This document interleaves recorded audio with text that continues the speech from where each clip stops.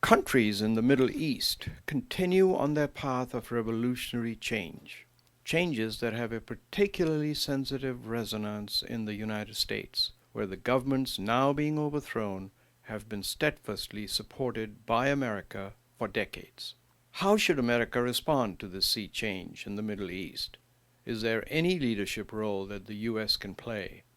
What are the consequences for U.S. foreign policy as the old order crumbles? My guest today on the New Atlanticist Podcast Series is David Ignatius, the well-known columnist and associate editor of the Washington Post. Lately, a number of his twice-weekly foreign affairs columns have focused on the Middle East, and I caught up with him just as he'd finished a column on the upheaval in Bahrain. Here's my conversation with David Ignatius. In one of your recent columns, said that American history is about the gradual development of the culture of tolerance, and it took decades for us to get it right. And my question to you is this. We've all been infatuated with the social media, the instantaneous 18-day revolution, Facebook, Twitter, and so on. Is there a chance that we don't have that time anymore that we used to have to make things come right, that unless it improves dramatically, quickly, that it's not going to work? Well, certainly technology has speeded the process of debate. You could argue has accelerated the kind of disputes that are part of any process of political change.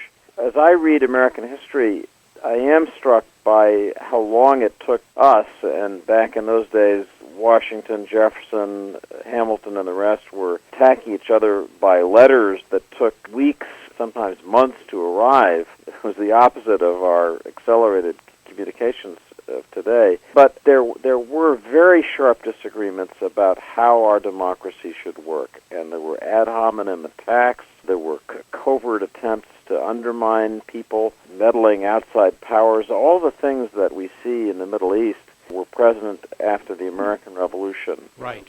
And as I look at this story, it seems to me fundamentally important that the Bill of Rights was adopted soon after the Constitution that provided certain basic limits on how far you could go in expressing political disagreement. Right. We had a very dangerous episode in the Alien and Sedition Acts in which the Federalists tried to crack down on what they saw as French-sponsored meddling, and they darn near destroyed the Constitution and the Bill of Rights in the process. But our freedoms survived. I'd like to see in the Arab world, in this process that is transforming Egypt, Tunisia, and I just know many other countries to follow. Right. I'd love to see a similar commitment to baseline human rights. I think that's something that the Arab world badly needs. Friends of mine say these are Islamic cultures. In Islamic cultures, that same sense of the rights of the individual has never been common. And my response would be, this is a new age. This is an age of new ideas, new technologies, and so I really hope that there'll end up being some kind of basic tolerance of that sort. Do you think America has a role to play, the European Union, or do you think they can do it by themselves? I think that outsiders can help, and I think our help will be needed in particular with economic assistance. The Egyptian and Tunisian economies are going to be in crisis soon. You can't stop economic activity for right. More than a month, as happened in both countries, and not pay a terrible price. So I think the United States and Europe have to be ready with economic help. I believe that there's going to be growing worry about law and order, about basic stability in these countries. In Egypt, the police force essentially was thrown out, right.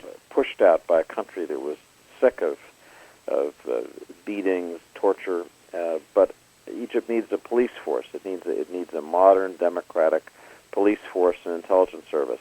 I think that's something that Europe in particular can help with.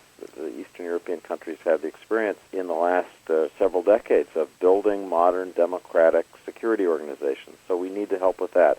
But the reality is this process isn't going to work unless it's done by the Arabs themselves. No one else can write this through history. Any attempt, in truth, to write it for them will be self-defeating, because it will continue, I think, this broken culture of where people feel that they're acted upon by others, that they're not in control of their destiny. That's the problem, and that's what has to change. How does one reconcile that low-key approach and still voice support for the democracy movement with some power so that things move ahead and not stagnate? That's the dilemma for the White House. How do you encourage this process of change? There are calls for the U.S. to take a more active role in overthrowing Gaddafi in Libya. I don't think that that's wise. I think that any military intervention there really ought to be done by the Arabs, the Saudis, and the UAE, supported by the Europeans who are closest. I think the U.S.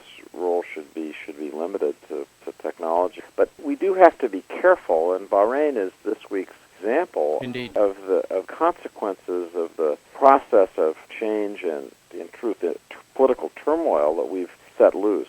We had yesterday Saudi and UAE troops marching up the causeway to Manama, and we have the possibility now of a violent confrontation in Bahrain that could spread to Saudi Arabia. And if that happens, the consequences for the whole world in terms of rising oil prices and end of the economic recovery are enormous. We could look back in 5 years and wonder what on earth were people doing in rushing pell-mell into a process of change that would end up hurting everybody. So I do think this is a moment where people have to temper their ideals with some pragmatism. Which lets me segue to Libya. What do you think are the foreign policy costs to the West, assuming Mr. Gaddafi stays in power? I'd be amazed if Gaddafi stayed in power anything but a fairly short run. I think that regime is rotten to the core. I think creative work from all of the countries surrounding Libya, all the countries of the West, that really have grown to despise Gaddafi. A little creative work, and that regime will be gone. But the reality is that not only are the rebels militarily weak, but we just don't know much about them. Right. And the notion of jumping in to support people you don't know and have that kind of almost reckless process of change is never a good idea. If I wasn't convinced that Gaddafi was on his way out, I'd be more worried by the current situation. But I think as we get to know the rebels, as we figure out what they want and need, as we begin to work with them, I think change will come to Libya. You've been listening to a conversation with David Ignatius of the Washington Post. On behalf of the Atlantic Council, this is Sarwar Kashmeri. Thank you for listening.